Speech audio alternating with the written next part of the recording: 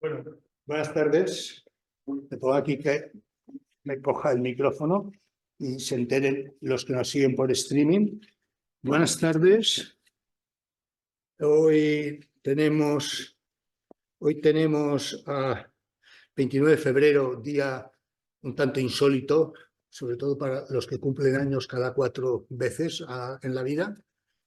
Pues tenemos hoy en la mesa del arquitecto, o la mesa de la arquitectura, a una arquitecta que es Daria de Seta y napolitana. Vive en Barcelona ya 20 y tantos años, 25 me ha dicho. Colabora o forma parte de despachos de... Es que he subido las escaleras corriendo y no estamos para esos trotes. Bien, voy a leeros. Ella mandó, y está puesto en circular, un textito que era el resumen o el contenido de su charla. Pero a mí previamente me había mandado en los distintos correos que nos habíamos ido enviando un texto de 3 líneas que voy a leer. La cámara es para el arquitecto un segundo ojo. Le proporciona una identidad ajena y, al mismo tiempo, absolutamente íntima. Es como el ojo del subconsciente que le permite desvelar física, empíricamente, su compleja identidad. A modo mio e per me, de Giuseppe Pagani. Vocabulario de imágenes. Bien, como venís a escuchar a Daria y no a mí, independientemente de que, como sabéis, el formato es la charla con la que arranca nuestra conferenciante en este caso, y luego suscitar que haya un intercambio siempre multilineal, nunca de allá para acá ni de aquí para allá, sino entre los distintos asistentes. Espero y deseo sea de vuestro agrado escuchar a nuestro participante hoy. Y recordar que el mes que viene tenemos días festivos por el medio y para quien pueda estar interesado en venir o divulgar la fecha, cambiamos no al último jueves del mes de marzo, sino al 21 de marzo con la participación de Aitor Ortiz. Es fotógrafo. Y cómo fotografiar la arquitectura, ¿lo conoces? No, pero está bien con la cita que has leído antes. Sí.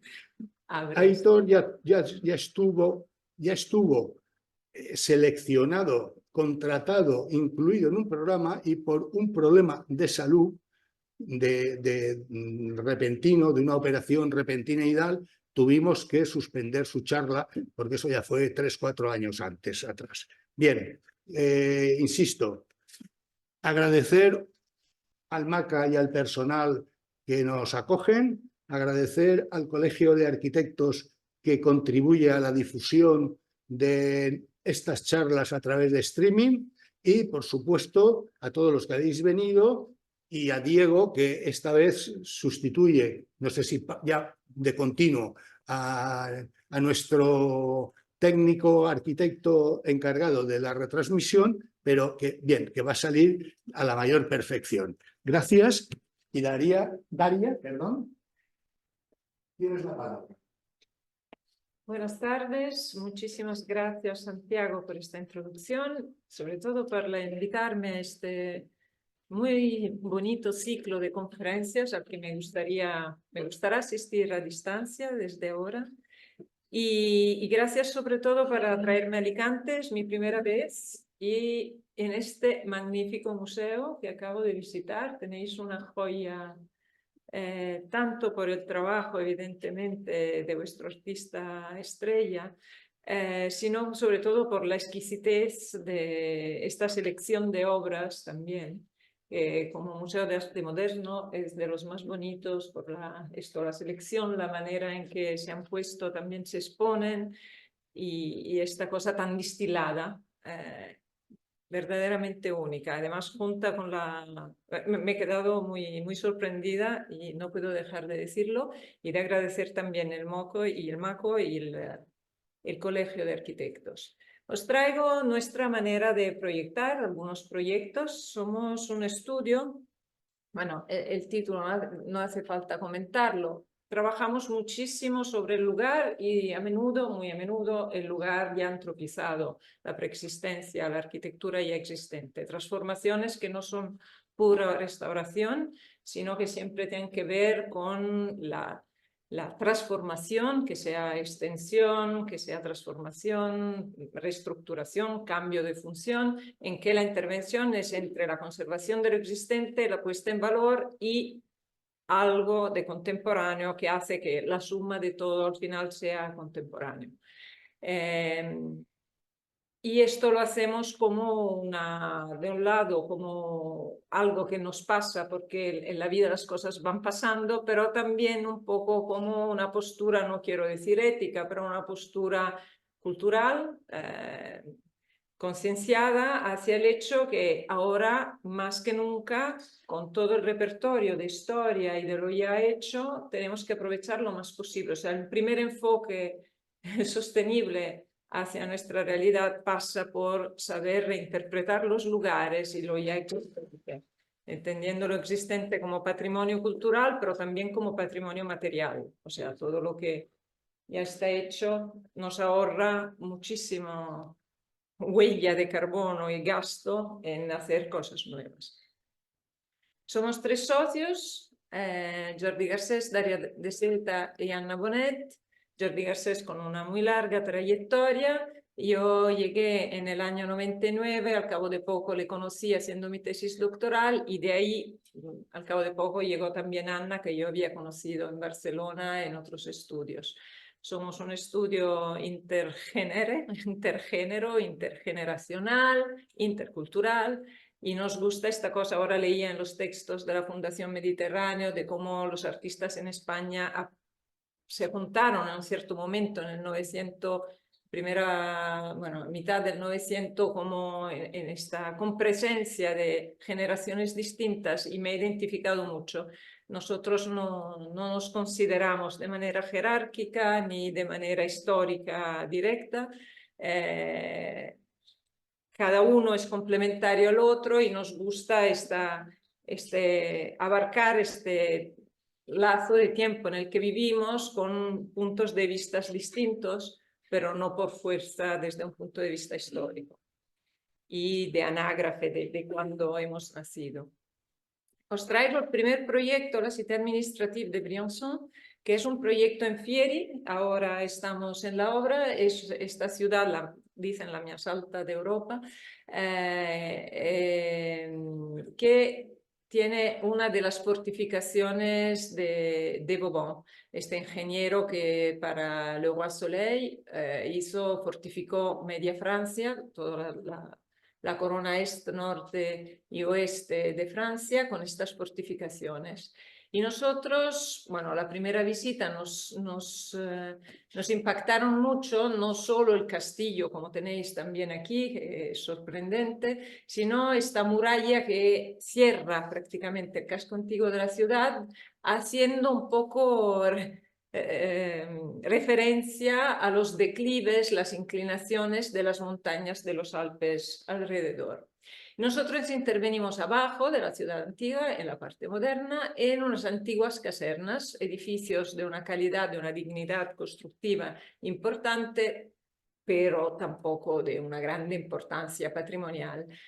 Justamente, ya que ahora se aprovechan todos los momentos de la historia, también los más duros, las casernas son momentos también de los militares, presencia durante la Segunda Guerra Mundial. Aquí esta es una ciudad con una historia particular de acogida de judíos durante la ocupación nazista francesa, de resistencia. La caserna también representa un poco esto, pero como decíamos, son edificios de una gran dignidad constructiva y de una regularidad estos de ingeniería que permiten, digamos, una fácil interpretación y reocupación. y aquí decidieron hacer un concurso para la ciudad administrativa, que es la sede del ayuntamiento y de los ayuntamientos de los pueblos de alrededor. Una de las características principales de este contexto es que son dos edificios gemelos y un tercero que está al otro lado de una grande plaza, todos contemporáneos, son 3 casernas, una, bueno, la nuestra, otra gemela y otra al final. Es un conjunto bastante interesante, casi de realidad metafísica, con esta grande explanada en el medio, y recientemente ha sido hecha esta mediateca. Y luego al lado tenemos un conjunto residencial acabado hace poquísimo, que está alineado el borde de la calle, entonces sobreavanza respecto a la caserna que fue destinada al proyecto. La primera intuición fue que el edificio público podía extenderse hasta llegar al borde de la calle, alinearse a la calle, así de alguna manera de no dejar este dominio de las residencias privadas a la llegada. La llegada se hace justamente desde arriba, esta es la calle de la llegada, es debajo de la ciudad, desde Francia, desde la parte de Grenoble, de Lyon. Y luego los primeros croquis hablan de esta grande sugestión de estas murallas, y nos imaginábamos como un elemento que pudiera abrazar la caserna en la parte anterior y crear esta nueva fachada cerrada, un muro, una muralla. Enseguida, hablando con los de sostenibilidad, con los que siempre hablamos, nos dijeron, bueno, cuidado, porque esta es la fachada que podría coger más luz y más calor. En invierno esto sería un recurso muy importante por la parte energética, porque en invierno es cuando gastamos más energía por el tema de la calefacción. Os aconsejamos de vaciarla. Y entonces, paralelamente a esto, empezamos a ver el interior del edificio y su estructura muraria. Es un edificio hecho de muros paralelos que corresponden exactamente al ritmo de las ventanas, y nos pareció que podíamos como sacar fuera, casi fueran unas branquias. Y poco a poco esta muralla que habíamos empezado a ver se empezó a desmaterializar, hasta relacionarse, esto es algo que nos pasa a menudo cuando trabajamos con algo del pasado, si hay algo de un pasado más reciente, acabamos como dialogando más con lo más reciente, como con amigos que hablan más nuestro lenguaje. Entonces, el porticado de la mediateca nos pareció una óptima oportunidad para continuarlo, girarlo hacia el frente principal, levantarlo un poco como un prónao contemporáneo hacia la calle, hacer esta extensión y crear esta especie de legame, de elemento de cintura que pudiera atar estos dos edificios, estas dos intervenciones. Y aquí se entiende muy bien esta operación, ¿no? Extendemos, hacemos un grande atrio mucho más transparente, ya ha perdido la materialidad masiva de las murallas, hacia la calle, y se gira como se giraba la muralla, baja como bajaban las murallas, hasta llegar a la altura de esta mediateca y crear todo este porticado continuo.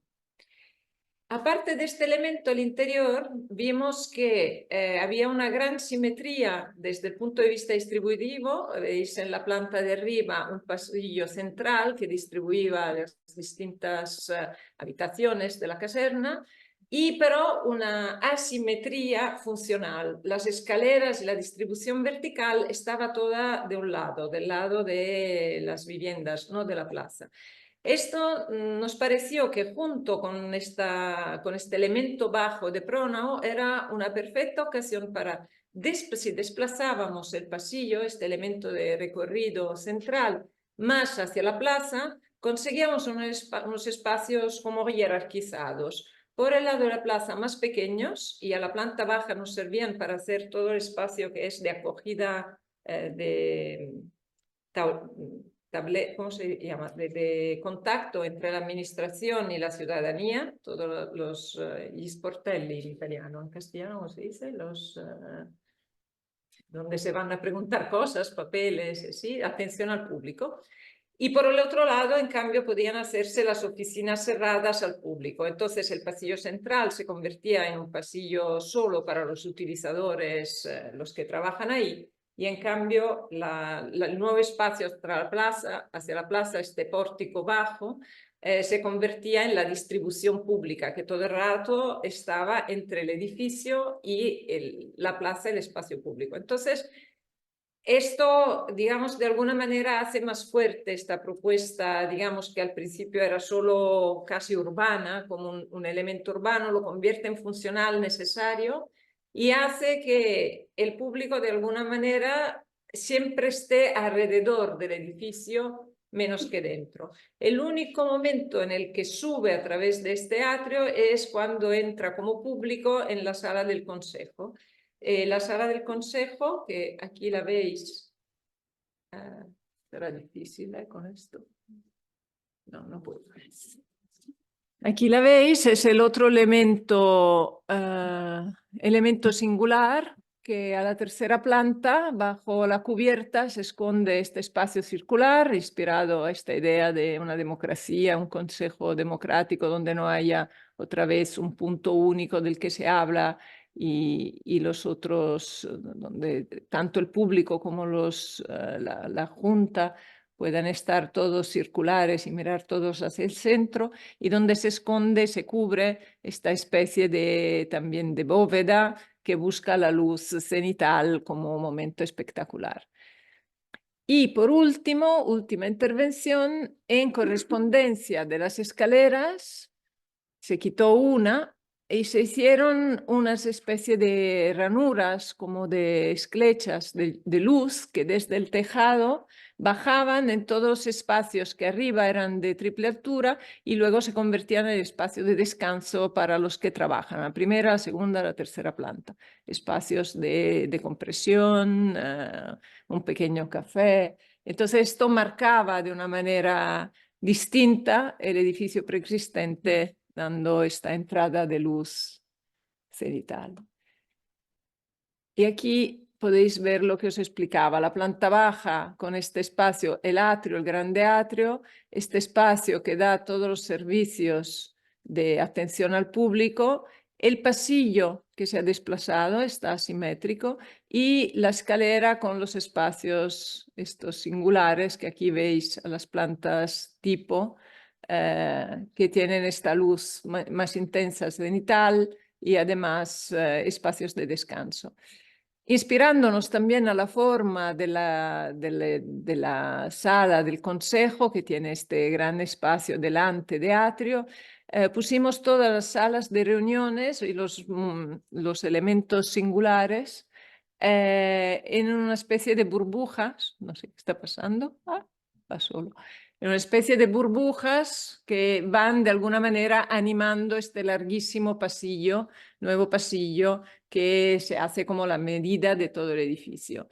Y nada, decir también que este prónao que aquí veis en sección tiene espacios abiertos y cerrados. A la planta baja son espacios, es un espacio todo cerrado, pero a la primera ya hay una terraza que es la que cubre el elemento bajo y gira, y también a la última, la tercera, la sala del consejo, hay el espacio de espera antes de poder acceder que da a una terraza. Entonces se convierte en este elemento siempre de comunicación, de trámite interior y exterior.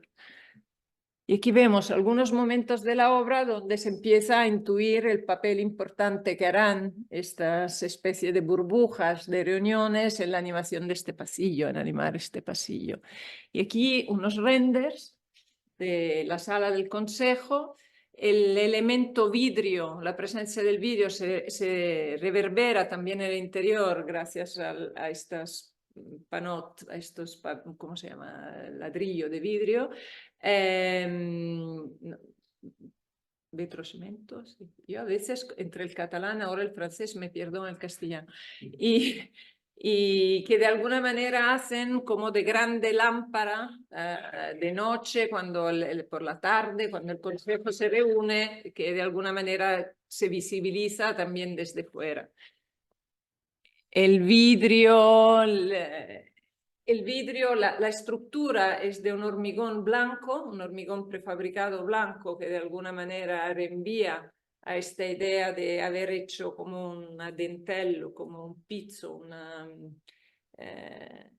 estos brodados de hormigón, de piedra artificial, y dentro esta presencia del vidrio también reenvía al hielo, al frío, a la nieve de las cimas de las montañas. Siempre estas relaciones importantes con el paisaje.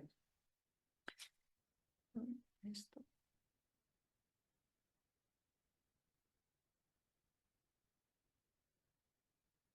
Y cuando acabamos con los renders, esto es un poco lo que antes citaba, el ojo, la cámara es el ojo del arquitecto. A veces descubrimos a través de la fotografía de los demás, ¿no? Los fotógrafos que fotografían las obras, pero a veces también de los renders se descubren cosas que están implícitas. Cuando vimos esto pensamos, mira, casi un solid, casi una estructura de estas, de elementos regularísimos que permite interpretar todo lo que hay detrás, el conjunto como una medida que nos va dando la dimensión del edificio, del paisaje, a través del cual encuadrar el contexto, este magnífico contexto de las Alpes alrededor de Briançon. Y desde una obra así, en los Alpes, entramos en una pequeña galería de arte que acabamos ahora mismo. De hecho, las fotos no tienen todavía la obra expuesta, en el centro antiguo de Barcelona, en el Carrer de la Palla, el antiguo Hospital de Sant Sever. Esto era uno de estos edificios renacentistas, de hecho, del siglo XV. De hecho, yo creo que la fachada es el único ejemplo de puro renacimiento que hay en Barcelona, aunque la fachada del edificio de la Generalitat es renacimiento más tarde, y yo como italiana me cuesta leerlo como renacimiento. En cambio aquí hay una serliana que es una maravilla, y yo creo que es el único ejemplo, aquí la tenemos. Y este fue transformado recientemente, porque estuvieron aquí los monjes hasta hace muy poco, fue transformado en pisos, una operación a la que nosotros no participamos, pero nos pidieron de entrar en el espacio de la capilla, aquí vemos la fachada de la capilla, y de transformarla en galería de arte para un coleccionista privado. Aquí vemos la planta, son 3 espacios, un sótano, ahí a la izquierda, la planta baja, más una primera planta, un espacio no centrado.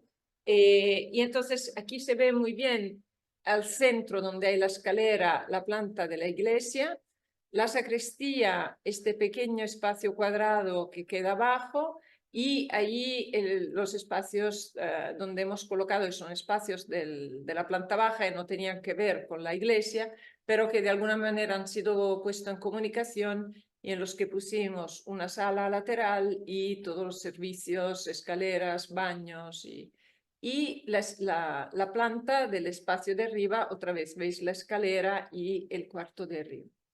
Entonces esta galería la presento porque, bueno, pasamos de un exterior inmenso a un interior, pero siempre un poco es la misma manera de proceder. Cuando visitamos esta capilla estaba completamente, bueno, quedaban las paredes y su forma planimétrica, pero no quedaba nada de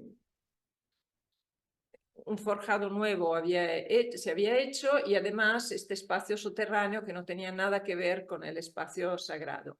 Y entonces nos pareció, como con la mediateca, que bajando en el espacio subterráneo, aquí hay una inspiración, fue un poco lo que nos imaginamos. Era un lugar donde había los muros pantallas con estas proyecciones de hormigón muy abultados, un poco como el suelo de Stalker, de Andrei Tarkovsky, y arriba esta iglesia que había perdido su cubierta, que tenía como si fuera una especie de paisaje vacío, de lugar vacío,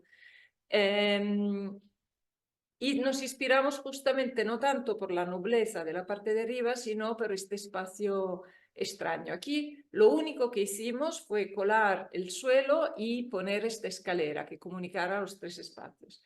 Era como estar en una especie de ovni, de lugar fantascientífico, de paisaje lunar, no sabemos, en esta oscuridad, y nos pareció que de aquí se podía levantar esta especie de humo, esta escalera perforada, transparente, que como una veleta y un bicho, como el humo de las, subiera hasta reconstruir las bóvedas, reconstruir de una manera como un fantasma, ya se ve que no es construcción, quedaban los arcos de las bóvedas, ¿cómo se llaman? Le crociere.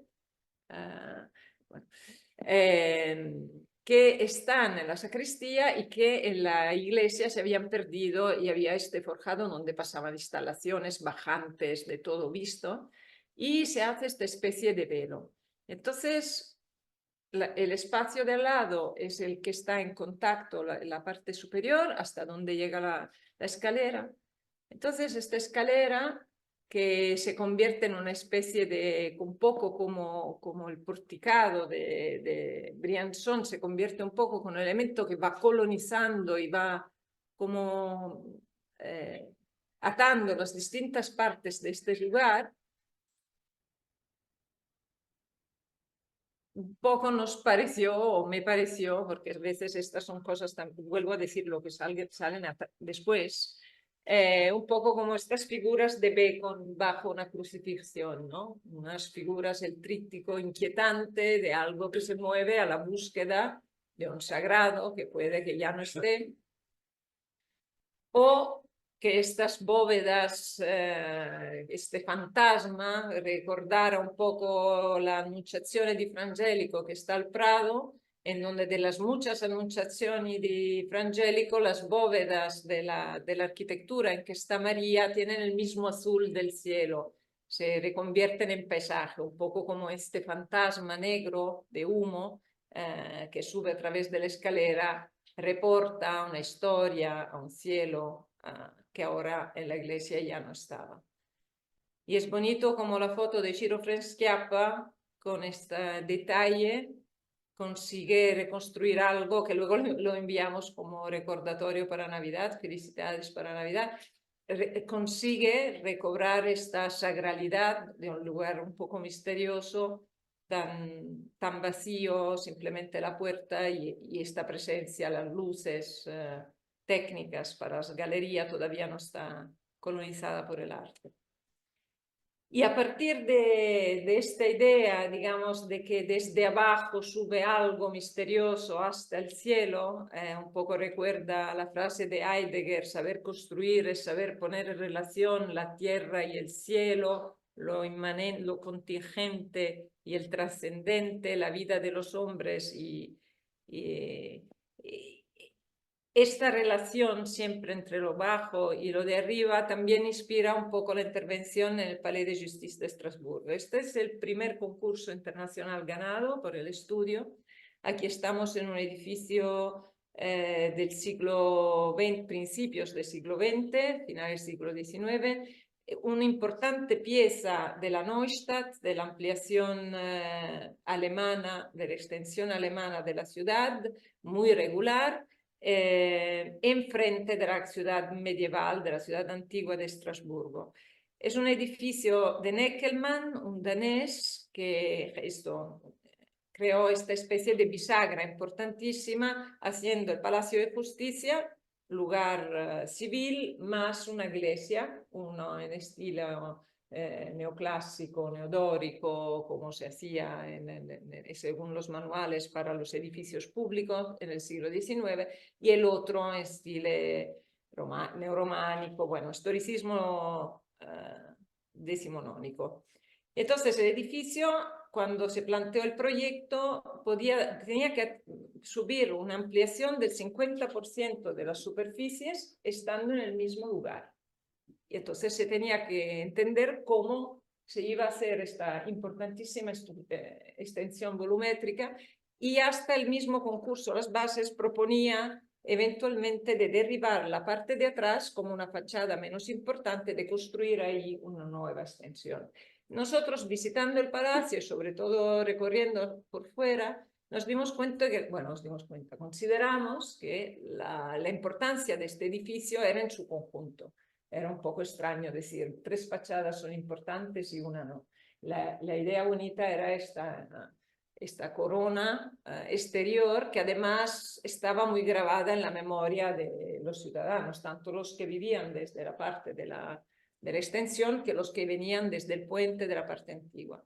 Y en cambio la parte menos valuosa era una sobrelevación de los años 60 que se ve en la foto de arriba, una extensión de muy mala calidad constructiva, más el patio interior que estaba ocupado por una serie de volúmenes añadidos en tiempos sucesivos al proyecto original, pero el mismo Neckelmann, y consideramos que era interesante imaginar que nos posicionábamos al centro de esto, dejábamos toda la parte periférica, liberábamos más, ampliábamos la corte y colocábamos la extensión en el medio. Y esto nos daba la oportunidad, derivando también la extensión de la última planta de los años 70, de crear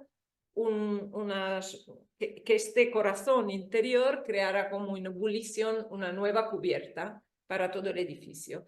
Y entonces, buscando la imagen de fachadas interiores dentro del patio más cubierta, nos inspiramos mucho a este paisaje antropizado de la ciudad medieval, de estos techos agudos, que para alguien que viene desde el Mediterráneo son muy singulares en este paisaje completamente plano.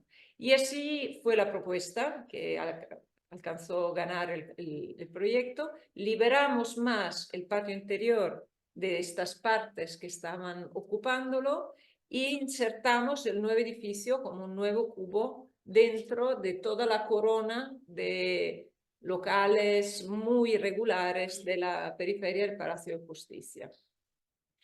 Y esto nos permitió, como decía, también cubrir a partir de esta parte central toda la parte antigua con una nueva cubierta. Y aquí se ve también las fotos del proceso de la obra.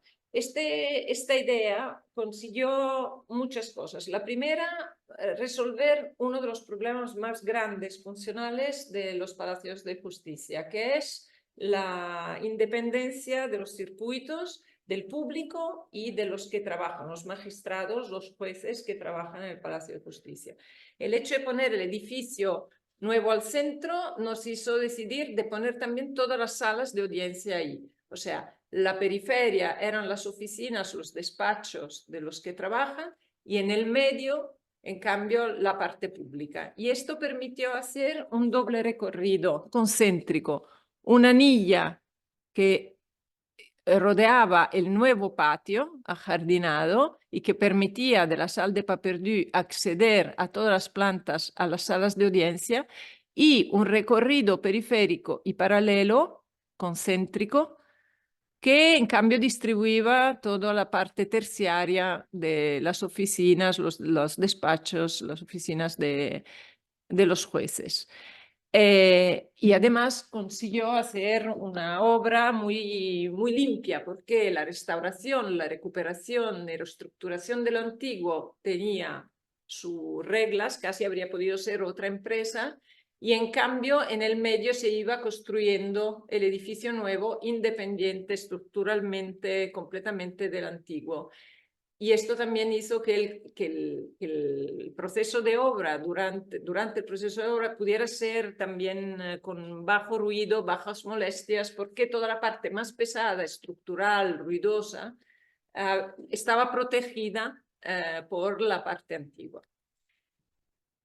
Y aquí vemos el resultado de las nuevas cubiertas, donde se lee muy claramente cómo hay una secuencia.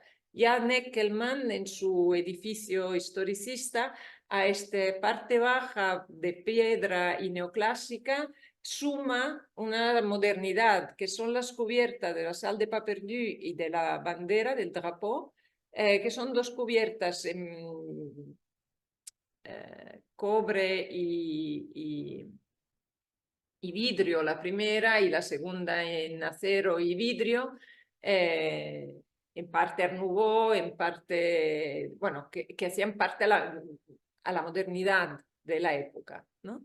Y entonces nosotros nos inspiramos a esto y hicimos estas cubiertas que cada una de ellas lleva un lucernario para dar luz a las salas de audiencia que están en el centro, en la parte central. Y aquí se ve también cómo esta nueva cubierta se distancia tanto matéricamente como compositivamente, pero también en planta, porque se hace atrás respecto al filo, al hilo exterior de la fachada en piedra, con lo cual denuncia esta no apartenencia, se convierte parte del paisaje, parte casi del cielo, asumiendo los colores canjantes del cielo gracias a un acero inox satinado, y se hace respetuosa. Su parte más alta es en la parte posterior y se hace respetuosa de las cubiertas originales de metal y vidrio anteriores, bajando hacia la fachada principal. Y en la planta vemos cómo es muy claro y cómo se distribuye muy clara esta intervención en el edificio antiguo. Las salas de audiencias están en el centro, este patio con los espacios de deambulación del público hace muy ameno el sentirse en un palacio de justicia mucho más luminoso, verde, y sobre todo da luz, una nueva luz a la Salle des Pas Perdus, ya que está directamente en contacto con la Salle des Pas Perdus. Y luego cosas mágicas de las preexistencias de los edificios antiguos.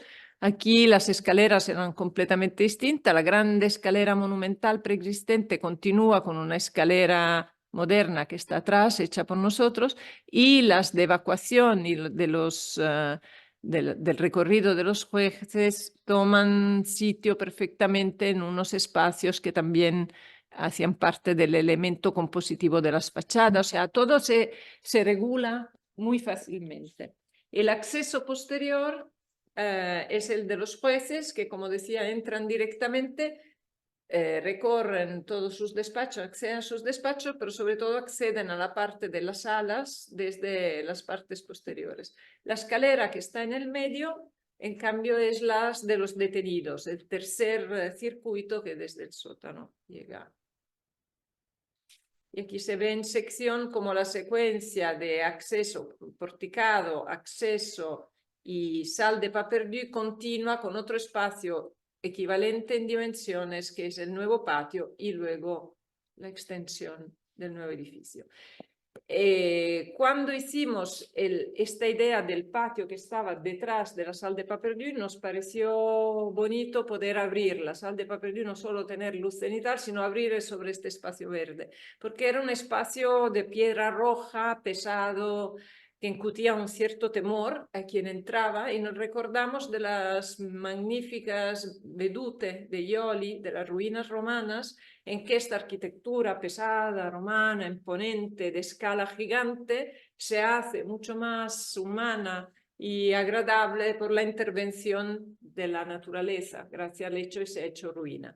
Entonces provocamos como esta especie de ruina artificial, sfondando, agujereando la fachada posterior de la Salle des Pas Perdus y permitiendo la nueva fachada, la fachada del patio que está escondida a la calle pero que se ve al interior, la nueva cara de la justicia, de inundar de luz, verde.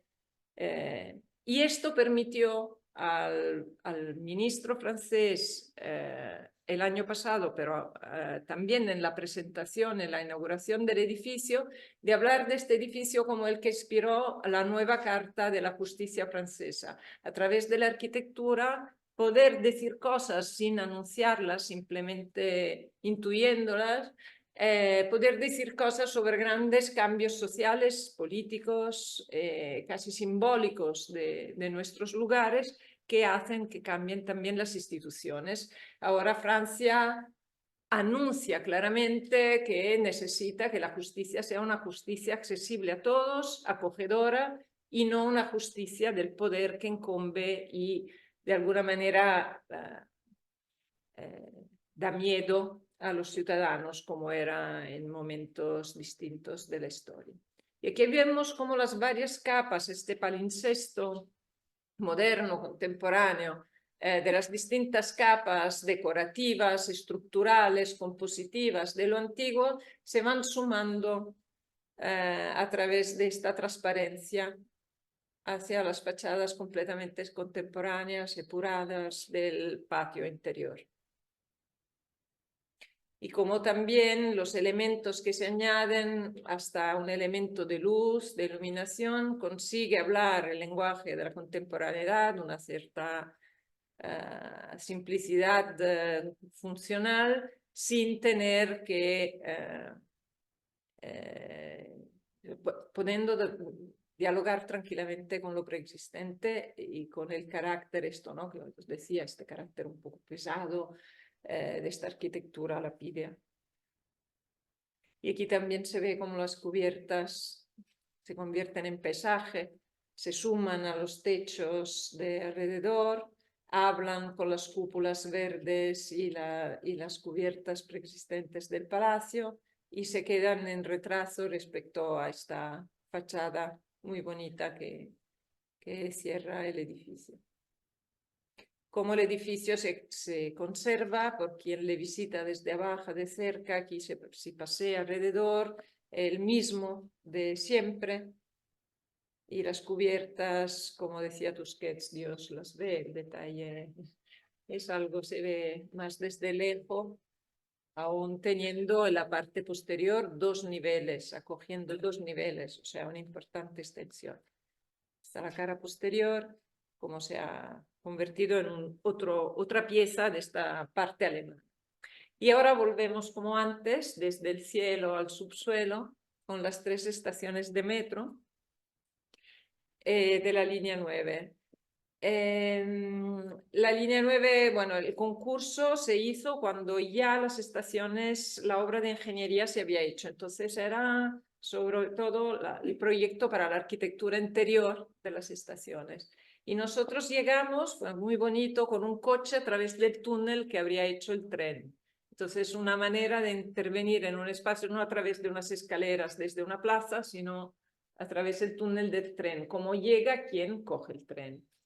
Y nos encontramos con unos espacios de una brutalidad increíble, que son los espacios, magníficos espacios de la excavación y de la obra ingenieril, que es de una fuerza y de una magnificencia que normalmente, yo creo que un poco por mascarar el miedo de bajar a los ínferos, normalmente los arquitectos van demodificando, haciendo acogedores, reduciendo falsos techos, pieles. Y nos pareció que en cambio estamos en un momento en que hay que reflexionar, hay que brindar a la gente la posibilidad también de pensar nuevamente al paisaje. Y uno de los paisajes es el subterráneo. Y el esfuerzo de la construcción y las grandes obras habla también de estas heridas que hacemos al mundo y por qué ir mascarándolas, ¿no? Y entonces decidimos dejar la obra ingenieril tal como la encontramos y de poner justo los elementos que nos permitieran habitarla. Un suelo, unas escaleras, unas luces, unos paneles acústicos pegados al techo y dejar absolutamente esta grande y magnífica y monumental espacios dilatadísimos de las excavaciones visible, no intentar reducirlo a la escala humana.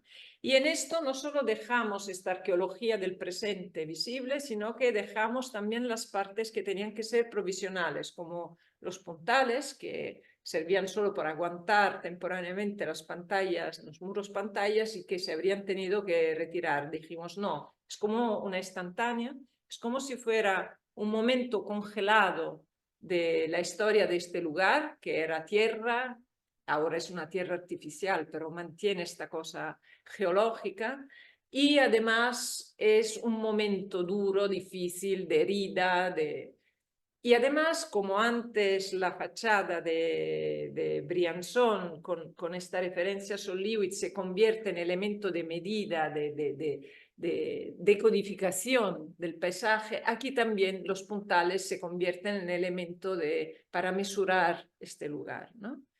Al final la arquitectura, siempre lo decimos, es una cuestión de mesurar, ¿no? De saber medir cuántos metros, cuántos centímetros, qué grosor, y en este sentido.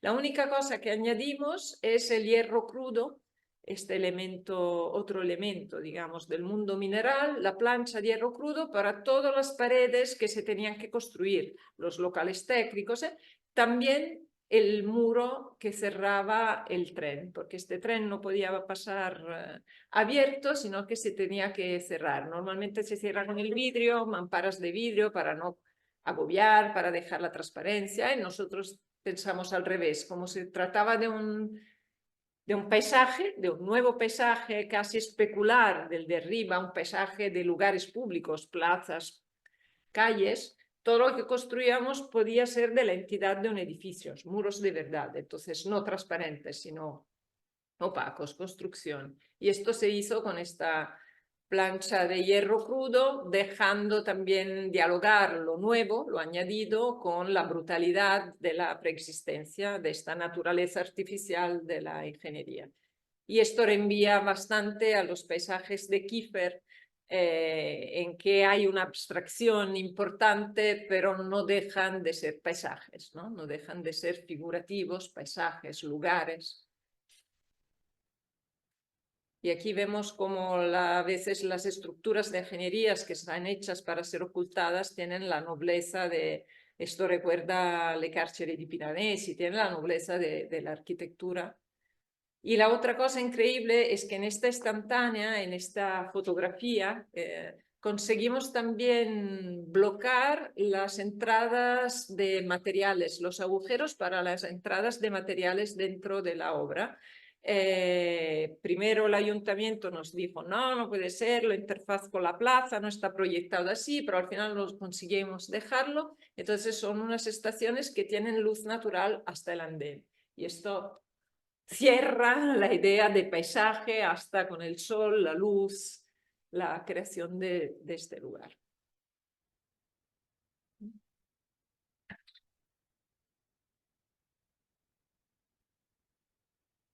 ¿5 minutos más o hacemos debate? ¿Qué queréis? ¿Otro proyecto o hacemos debate? Como hemos empezado un poquito tarde, me das 5 minutos más. 10 minutos. Ya, cuando digo las campanas son las 8. Muy bien. Pues más de roda. Daria, no yo quiero que habláis vosotros, entonces igual lo podemos, bueno, lo hacemos esto, ¿vale?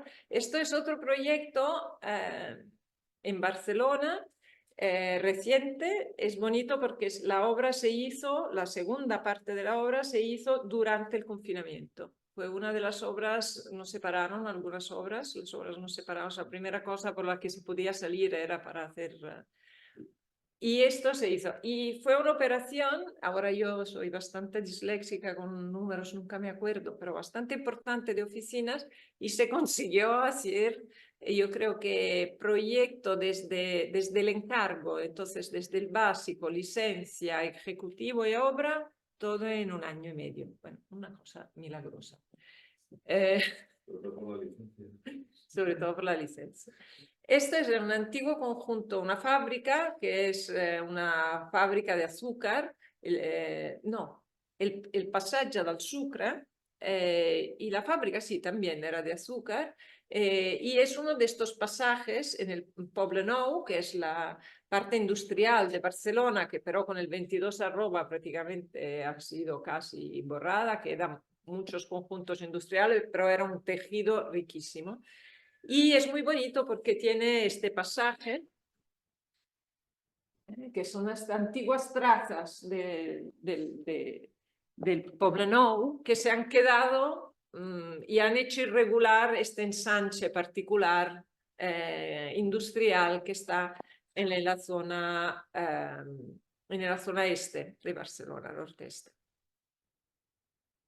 Entonces había una parte que es la de arriba, que era la antigua fábrica, muy bonita, de ladrillo, que si quería, el primer promotor de hace, yo creo que 15 años, el primer promotor que nos encargó a Jordi, entonces todavía no trabajaba con él, llegué cuando la obra se estaba haciendo, hacer pisos. En el 22 arroba se pueden hacer viviendas solo si se conserva la preexistencia. Y si no, todo se convierte en terciario. Es el grande nuevo centro terciario de servicios de Barcelona y nuevas tecnologías. Entonces, la fábrica se transformó en pisos y los llamamos pisos no convencionales porque el proyecto empezó de la idea que estas naves, que eran naves de 6, 8 metros, 9 metros, se podían convertir en dúplex y tríplex que brindaban la oportunidad de que cada piso tuviera un corte entero de la fábrica. Entonces, que disfrutara de un espacio original de la fábrica, desde las cerchas de la cubierta hasta el suelo. Y luego algunos elementos, estos elementos más gordos, más grandes, que eran en cambio ya partidos en plantas donde se hacían loft, pisos completamente abiertos. Entonces, la otra parte, la de abajo, es la de la extensión de la que hablamos ahora. Había unas naves de muy baja calidad, con mucha oralita, unos cabanones prácticamente industriales. Se decidió demolerles y se empezó a hacer aquí un parking que después tenía que levantarse por arriba con oficinas. Pero hubo la crisis del 2008-11, entonces se completaron las viviendas, pero nunca se hicieron las oficinas. Y llegó hace 2019 un nuevo promotor que nos pidió de hacer las oficinas. Entonces aquí tenemos el conjunto preexistente, que eran estas naves muy bonitas, aquí veis ya transformadas con el proyecto para los triplex en la parte de arriba, unos duplex en esta, y las partes altas con los lofts de muy altas luces. Entonces, una cosa bonita es que estas dos naves de aquí estaban pegadas y además esta estaba completamente encerrada, menos que por este lado. Este es otro pasaje, otro espacio descubierto. Estaba completamente encerrada. Para poder hacer duplex y triplex aquí y duplex aquí, se decidió simplemente demoler parte de la cubierta, dejando la estructura metálica de las cerchas y crear otra vez una sorta de ruina contemporánea que pudiera abrir en un exterior esta fachada y así dar luz y aire a estos pisos.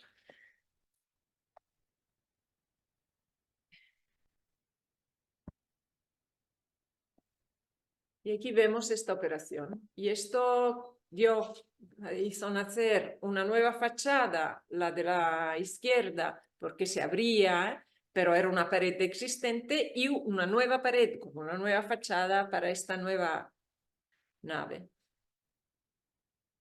Y aquí se ve cómo esta secuencia de espacios abiertos, los preexistentes, el importante, que era el ortogonal que se ve en el fondo, más este nuevo, crea esta comisión de espacios entreabiertos, cerrados, de elementos arquitectónicos que se abren uno encima de otro, nueva fachada, ventanas que dan sobre la antigua que pero estaba cerrada, esta que se abre con una ventana que ya no da en ningún sitio hacia el edificio de atrás, antes le he llamado el palincesto, esta manera de sobreponerse de las cosas hechas simplemente a veces para quitar algo más que construir. Se añadieron partes, las escaleras, los nuevos cuerpos de escaleras para estos pisos que estaban ya en plantas y todas las partes añadidas, tanto de remiendo de lo antiguo como de nuevos cuerpos, se hicieron con un ladrillo artesanal que tuviera esta calidad de alguna manera de continuidad con lo antiguo, pero que por el color, por la novedad, por el junto no rehondido, denunciara su contemporaneidad. Oh, perdón. Entonces aquí vemos como los elementos que se crean siempre con una regularidad importante.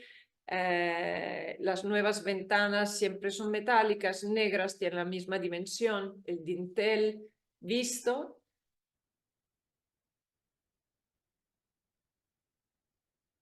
Los espacios interiores generosos, dejados vistas con todas las... Y cómo juega la regularidad contemporánea con toda la estratificación de la composición antigua. Entonces aquí ya estamos el conjunto viejo, en la parte de arriba lo tenemos a la derecha y a la izquierda el nuevo de oficinas y aquí al revés, ¿no? Entonces, cuando hicimos las oficinas en 2019, finales de 18, todo 19, 20, el plan ya estaba hecho porque estaba depositado con el primer proyecto, el plan especial para esta zona. Y además ya estaba hecho el sótano, con lo cual había las esperas de la estructura. Y esto es algo singular porque era algo que habíamos hecho nosotros 15 años antes para otro promotor y esperaba de crecer, pero estaba ahí a la espera. El nuevo promotor nos pide de agotar la edificabilidad máxima. El proyecto original no lo hacía en esta zona. Y entonces tuvimos que cambiar los volúmenes y las superficies, el proyecto de esta segunda parte, y teníamos como unos volúmenes y una composición que con las esperas de los pilares y las escaleras que venían de abajo del sótano, como estaba desajustado. Y esto nos parecía un rebus complicadísimo, que nos hacía hacer unos monstruos, y al final nos pareció que era una manera también de explicar esta secuencia temporal.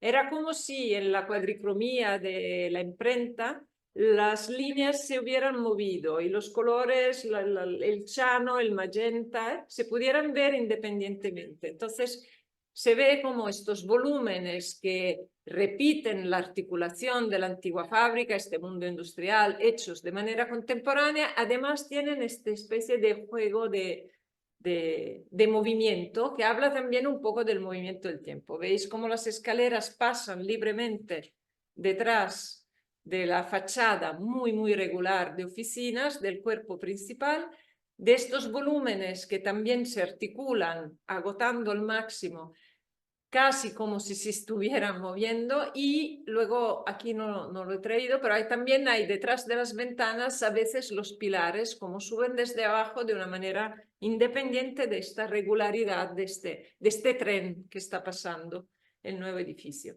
Y esto se ve también respecto, hoy enviado de la catedral, he enviado este desajuste aquí también teníamos este eje central, el nuevo edificio de oficinas, la parte más alta no está centrada, siempre un poco aprovechando de esta idea del tiempo como también algo que se mueve, algo que nos brinda un movimiento. Y es muy bonito también como esta articulación volumétrica, no solo de los edificios industriales, sino también de los nuevos, crea terrazas, patios, pasajes. Este es el pasaje más de Roda. Justamente en un momento en que todos nos dimos cuenta de cuánto era importante poder vivir los espacios exteriores de una manera privada, que fue durante el confinamiento, ¿no? Entonces, bueno, traigo siempre estas asociaciones libres casi freudianas de arte, arquitectura, estas tres figuras, este tríptico de Lucian Freud, como dentro de este cuadrado, ¿no? Esta ventana, hay un espacio que además es la tridimensionalidad de una silla, de un espacio de apropiación también muy geométrica, y cada uno de nosotros puede coger su propia postura, su propia dimensión, como nos dimos cuenta que era tan necesario a partir del confinamiento, como teníamos que encontrar este encaje entre vivienda, entre casa y trabajo, entre interior y exterior, entre ciudad y casa.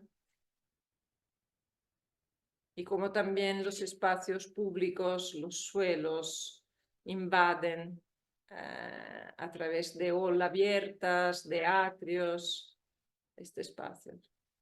Y la terraza que se abre sobre este paisaje especial del Poblenou, hecho de casas populares, fábricas, y aquí lo acabamos con esta imagen.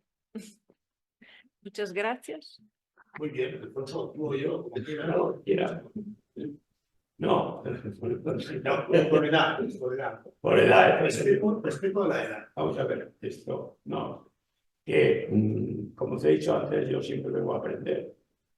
He aprendido mucho, pero dos cosas fundamentales. Primero, la magnífica interpretación de la arquitectura que habéis hecho, que me ha gustado mucho, casi todas las intervenciones, todas las que habéis hecho.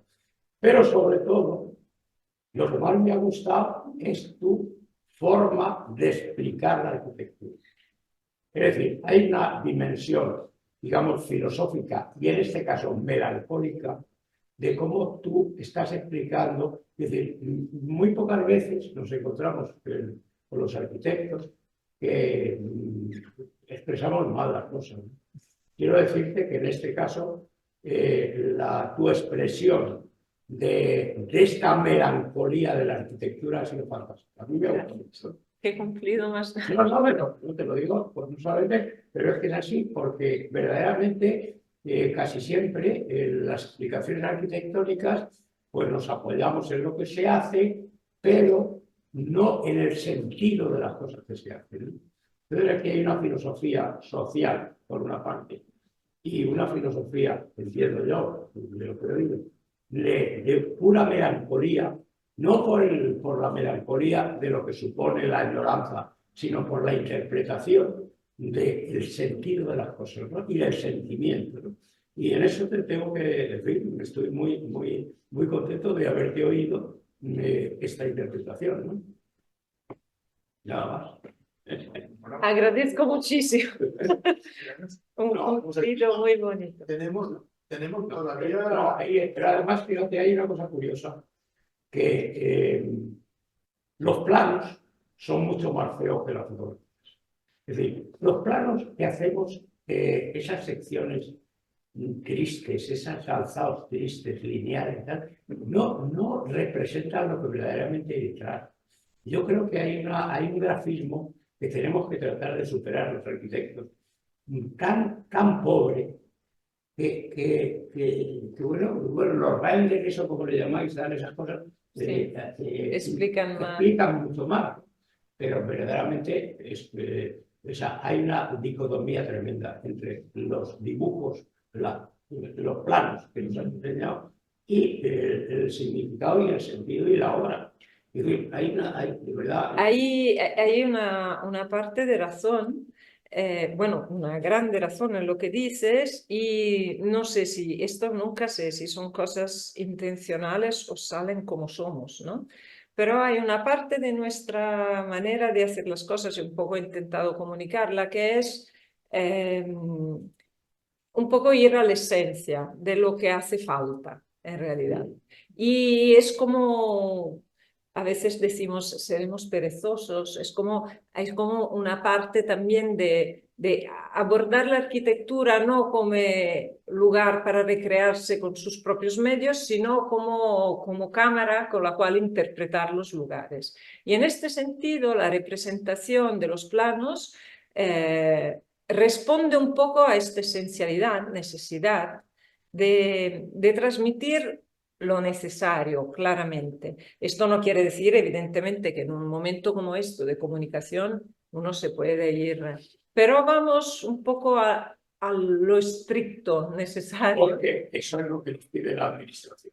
Y también, claro, por una cuestión casi no sé cómo decirlo, entre ahorro energético y sinceridad, o sea, porque hacemos mucho croquis al principio, pero efectivamente no somos de los estudios que están trabajando sobre todo lo que representa el sobredibujo, ¿no? También en el detalle, el detalle se resuelve mucho en la obra, y entonces es justo lo que notas, que hay una cierta esencialidad o pobreza en los elaborados gráficos.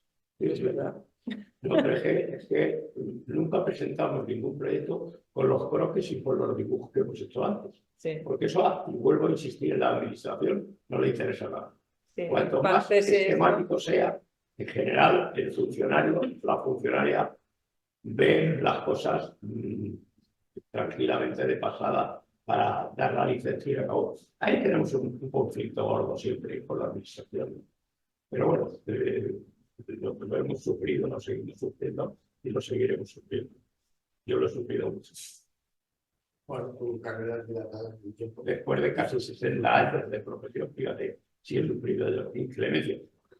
Pero fíjate, os voy a decir una cosa, ya que estás tú aquí, donde menos lo sufrí fue cuando hicimos en el 96, fue el 91, el 98, la Olimpiada de Barcelona. Que yo tuve la suerte de colaborar, de trabajar. De hacer toda la parte hípica y toda la parte del polo y todo eso. Y la administración fue muy facilitaba mucho las cosas, ¿no? O sea, no ponía pegas como otras veces con las cosas y en la misma administración de Barcelona y tal. Pero sin embargo, en ese momento fue absolutamente fluido porque había que resolver las cosas urgentemente. Es el único momento, esa vez. Y otra vez, en Oviedo, sí, me parece que un arquitecto municipal que ayudaba a los arquitectos a resolver los problemas de la obra. El resto, todos son pegados. Bueno, en general. Está hablando. Muy bien, pero bueno, puedo concretar mucho. Daria,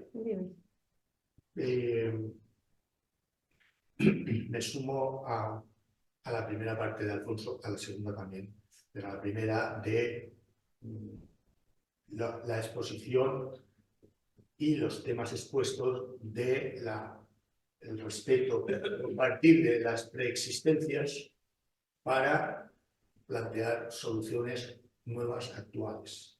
No caer en historicismos vacíos, sin sentido, que por otra parte tienen su clientela, tanto en profesionales de la arquitectura como en sufrientes de la arquitectura. Sí. Decir que la última intervención, esta de la transformación industrial a viviendas, bueno, es que estoy viendo ahí esa fachada y me está recordando Aldo Rossi. Esto ahora. Sí, sí, eso me está recordando que a lo mejor ya no se lleva. Es que hoy la gente no sabe quién es Aldo Rossi. A lo mejor no se lleva. Y el uso de los dinteles metálicos es, entre otros, Aldo Rossi. Sí, sí. No, es que también es verdad que alguno, como yo, nos cogió la época de Aldo Rossi. Sí. y además el Venturi. Sí. Con su señora. Sí. Scott Brown. Me resulta más fácil acordarme de Venturi que de Scott Brown. De la señora. Era la época de lectura obligatoria. Bueno, yendo a la estación del metro, sí. A las estaciones del metro. Claro, ahí el contraste brutalista de cómo estaba la obra digna, acabada por los ingenieros, excavación acabada por los ingenieros y la intervención vuestra. Sin florituras, pero marcando, antes yo tenía esto y ahora tengo esto. ¿Cómo acogió la autoridad municipal? Esto es bonito, muy bonito. Pues Perdona, no tengo noticias, no estoy, te cuento, haciendo la pregunta. Es muy bonita esta pregunta porque efectivamente cuando tomamos esta decisión nos planteamos, bueno, a ver ahora, cuando la vamos a explicar el proyecto, ¿qué pasa?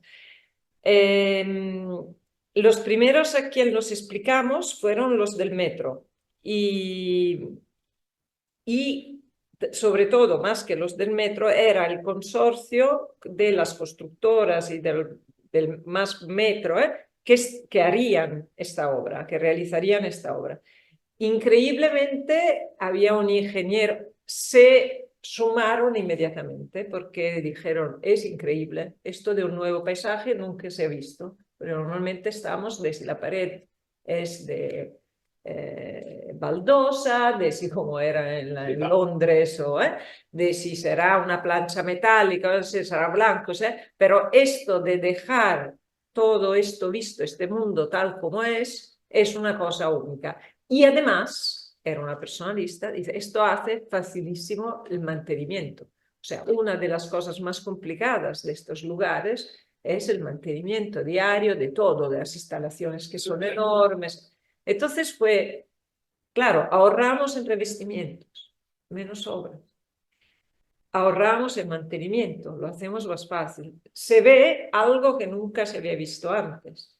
Y además se resuelve con dos decisiones. O sea, todo se resuelve con una decisión. Y casi es un proyecto que se hace solo. De hecho, íbamos a la visita de obra y todos sabían lo que tenían que hacer, porque era haber comunicado al primer día.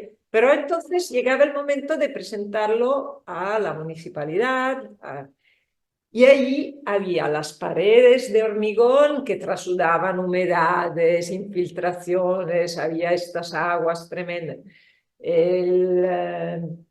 La dimensión enorme, la ventilación, no sé qué, no sé cuánto. Bueno, las planchas de hierro crudo, que en algunos puntos, a pesar del tratamiento, había alguna oxidación, manchas, no sé qué. Y claro, pensamos, estos querrán inaugurar una cosa nueva. Además, había el tema de los grafitis, estas superficies, protegerla de los grafitis era imposible. Pero pasó algo increíble, y fue que un comisario de la Bienal de Arquitectura seleccionó, porque habíamos enviado las fotos al premio FAD, seleccionó a partir de las fotos las estaciones para la Bienal de Venecia que no se habían inaugurado.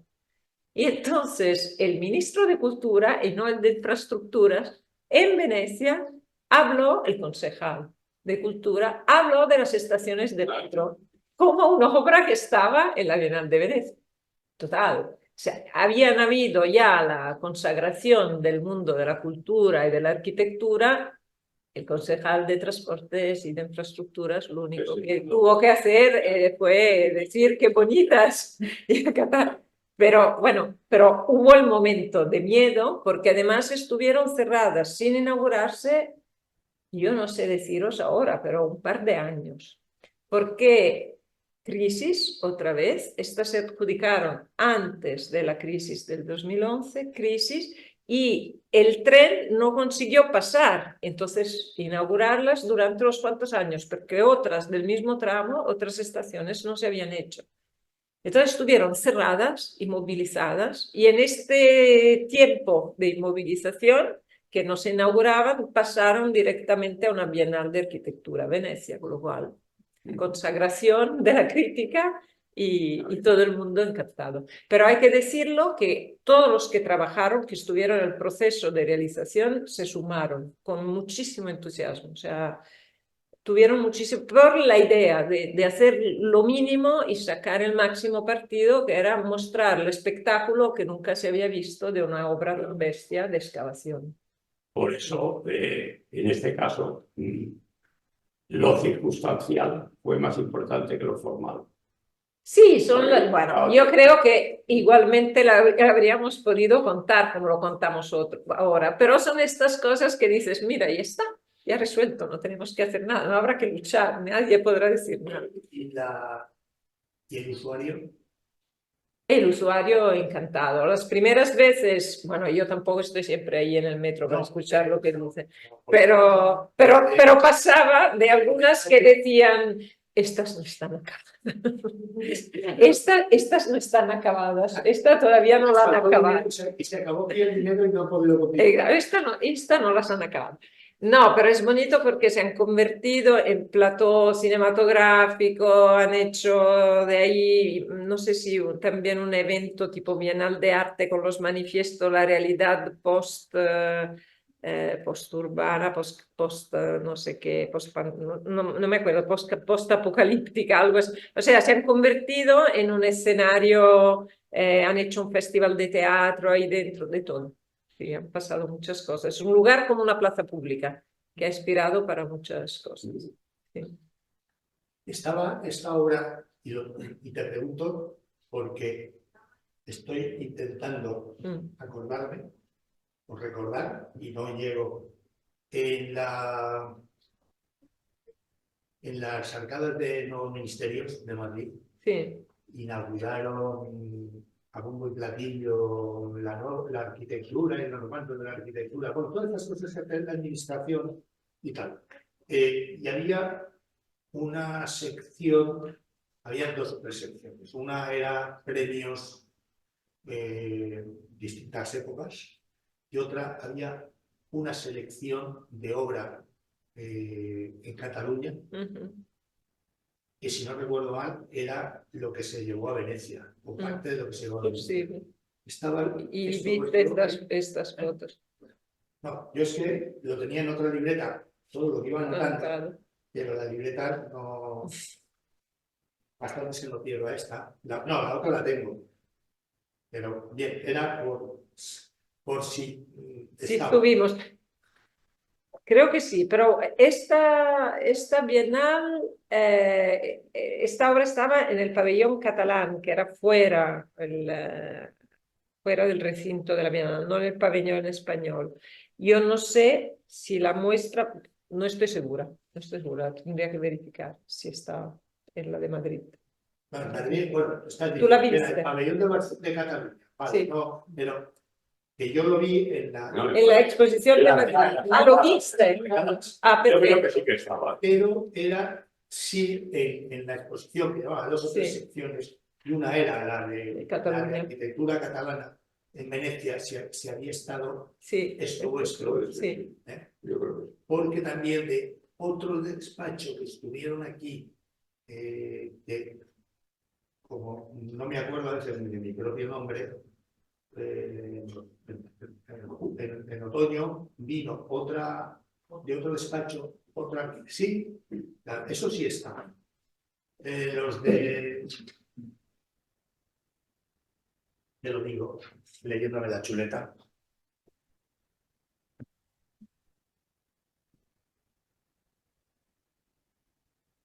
Cierto estudio. Lucía Miguel estuvo aquí. También tenía cierto estudio algo en esa selección.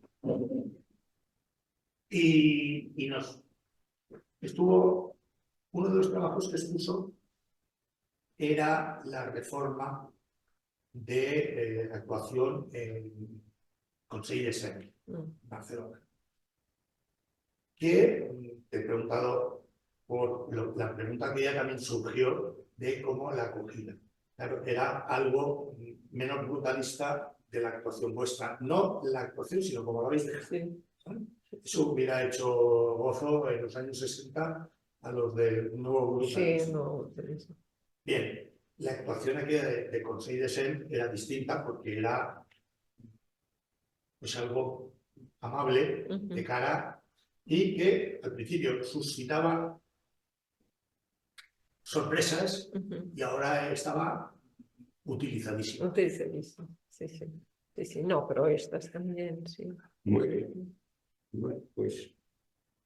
Bueno, levanta la sesión. Muchas gracias. Andrés, sí, tiene algo que preguntar. Andrés Martínez también es arquitecto. Yo creo que casi todos estamos aquí, todos somos en proyecto, casi todos estamos en proyecto. ¿Me has traído los alumnos? Puse el anuncio porque me parecía muy interesante para la asignatura. De hecho, la presentación de tu conferencia, dijéramos en el mailing, de los 6 ciclos que ya llevamos organizando esta mesa, yo creo que es la presentación más sí, porque participa y te cuenta, y eso fue lo que me animó a ponerle la inicio a los estudiantes. Bueno, en primer lugar, felicitar. Yo lamento que con esta distancia y que la pantalla están buenas y todos los dibujos, como dice Alfonso, no son muy buenos los nuestros, se veía un poco, pero algunos respiraban o transpiraban, esperábamos mucha delicadeza, mucho cariño, con unas secciones muy limpias, ¿no? Por lo menos en el bloque de viviendas ha salido la sección con los elementos comunes de momento, ¿no? Esto es una sección, aunque sea una de las nuestras de podcast, ¿no? Bueno, felicitar porque de alguna manera los casos que has traído es un poco barren, ¿no? Barren todo, ¿no? Es decir, las viviendas, el Palacio de Justicia, ¿no? Que inevitablemente, aunque la actuación es muy distinta, me ha quedado una duda, digo, ¿y hacíais la obra y se seguía juzgando? No. Digo, Había un Palacio de Justicia, unos espacios provisionales hechos con prefabricados delante, en el parvis delante, y ahí desplazaron una parte y en otras partes. No digo, sé. es una locura, ¿sabes? Del esfuerzo de colocar la pieza en el centro y desde ahí Exacto, sí. ¿no? No, pero no. Inevitablemente uno ve esta actuación que es muy técnica, muy exquisita, para que viene enseguida la primigenia de Asplund, ¿no? Sí. De hecho la miramos. Pero es distinto. Y se ocupa en este caso, se renuncia A extenderse fuera, llegar a la calle. La compactidad del elemento permanece en su escena urbana. Luego, por el contrario, esta parte tan pequeñita de la capilla, ¿no? Estas capillas góticas, después de todo, están metidas en los cascos antiguos, que lo puedes encontrar en Barcelona, en cualquier ciudad, y que de pronto ahora tienes que hacer, ¿no? Lo que me ha sorprendido es que habéis recreado unas bóvedas, dijéramos, de humo, como has utilizado esa expresión, pero mi pregunta es, ¿por qué en un momento determinado se forjó? Es decir, porque había un forjado, de hecho ahora en los años 80, 70, 80, de colaborante, todo con bajantes de los pisos de arriba. Como había pisos, ahí se había quedado todas las entrañas, digamos, y en lugar de hacer un falso techo cualquiera acústico con luces y no sé qué, viendo los arcos que había en las fachadas, nos pareció que podíamos hacer este guiño de volver a dibujar, porque es casi un dibujo, esta plancha agujereada, sin tampoco tapar de todo lo de arriba, pero volver a dibujar lo que podía hacer el ambiente, el volumen original. Y además hay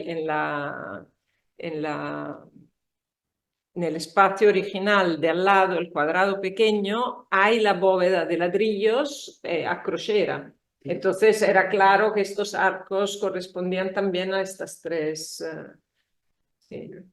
Bueno, un poco son estas cosas que están al límite. Cuando lo pensamos dijimos, bueno, pero no volvemos a construir lo que estaba. Pero el hecho de hacerlo con esta plancha despegada de las paredes claramente, se convertía casi esto, en casi poner algo de maqueta, ¿no? De bambalinas ahí, y que sí, que recordaba sin falsear la construcción. No, sí, el gesto es bastante bonito. Pasó esa última, que a Santiago le ha venido Rossi inmediatamente. A mí no tanto. Bueno, yo son cosas que... Pero quizás por los desperdicios de la carpintería y por la separación, porque Rossi era mucho más... Y la estructura. Evidentemente, Rossi utiliza el enfoscado blanco y ahí hay ladrillo. O sea, no sé, es de cabrero.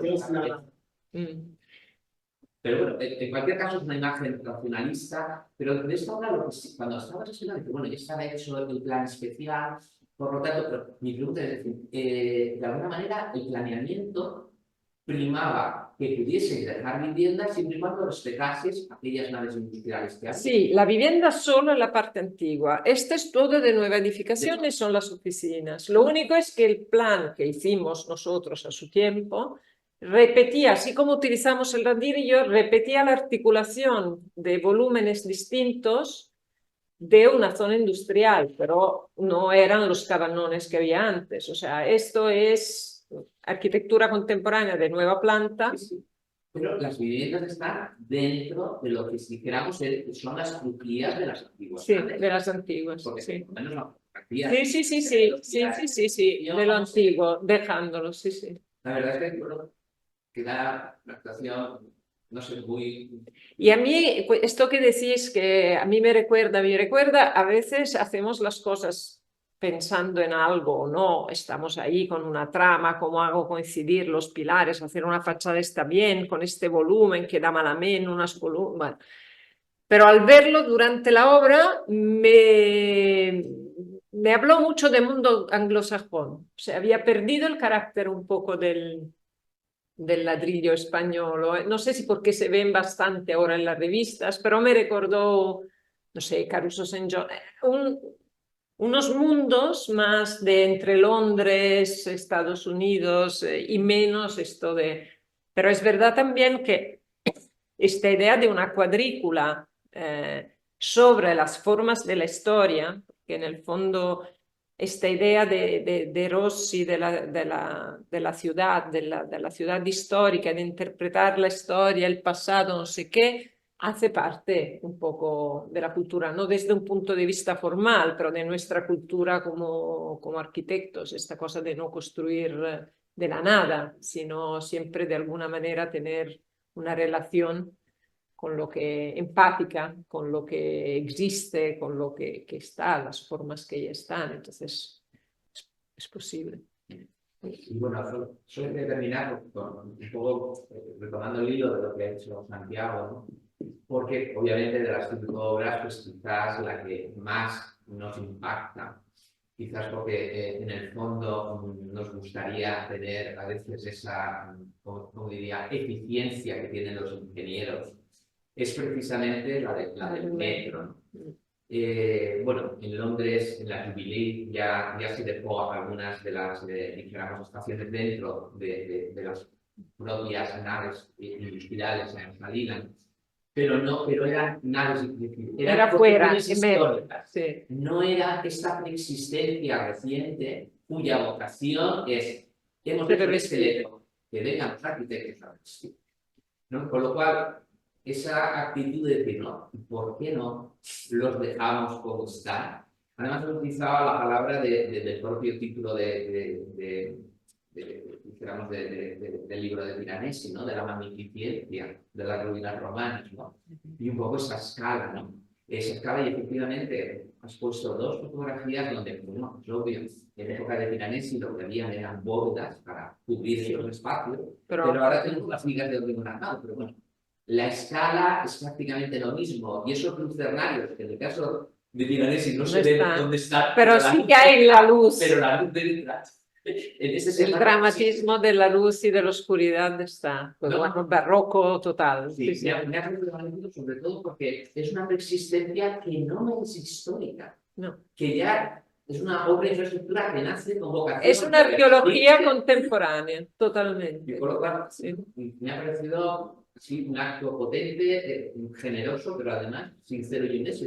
Esto es lo que hay. Atrevido. Muchas veces, sí. ¿No? Sí, y además yo creo que los comentarios de la gente serán, pues esto no lo hagan, wow, eso podría ser menos. Pero habrá quien llegará y dirá, mejor que sea que sí. Andrés, esto no lo haga, y el siguiente paso de maldad muy propio de los humanos es, se les acabó el dinero y lo han dejado así. Juan se lo ha llevado. ¿Qué más? Iba a decirlo, pero ya no sé qué digo. Muchas gracias. A vosotros. Una última, Daria, al hilo de la infraestructura del metro. Tú como napolitana, ¿te vino a la cabeza para dejar los sistemas de estructuras vistas y de escaleras, tuberías, esa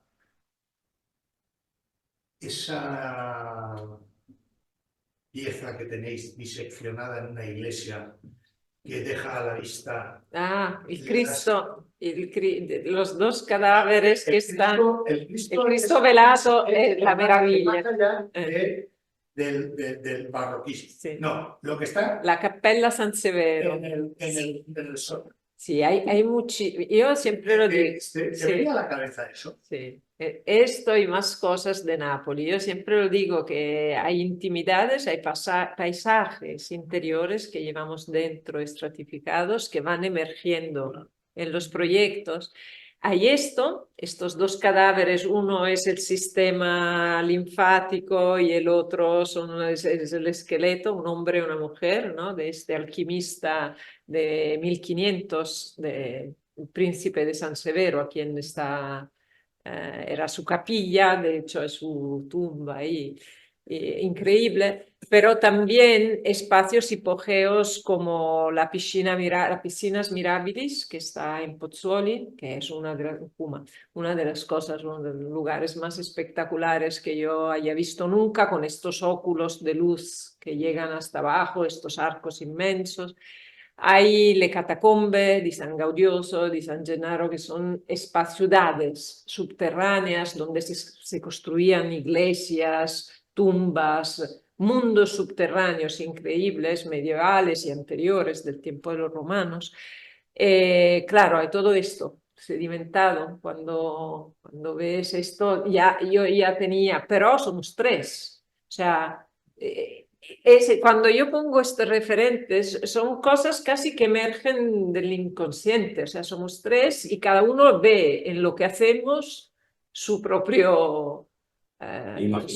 exacto, su propio imaginario, pero son casi a posteriori, o sea, en el momento de la concepción, cuando hablamos y dibujamos, no hay esto, ay, qué bonito esto que estamos viendo, no hay conciencia de lo que está, lo relees a posteriori, cuando lo miras, es como una psicoanálisis a posteriori, ves emerger cosas a las que no te habías referido conscientemente, simplemente sí, fantasmas, aquí también. Bueno, Pues nada, Muchísimas gracias. Levanto la sesión. Levanto la sesión. Gracias.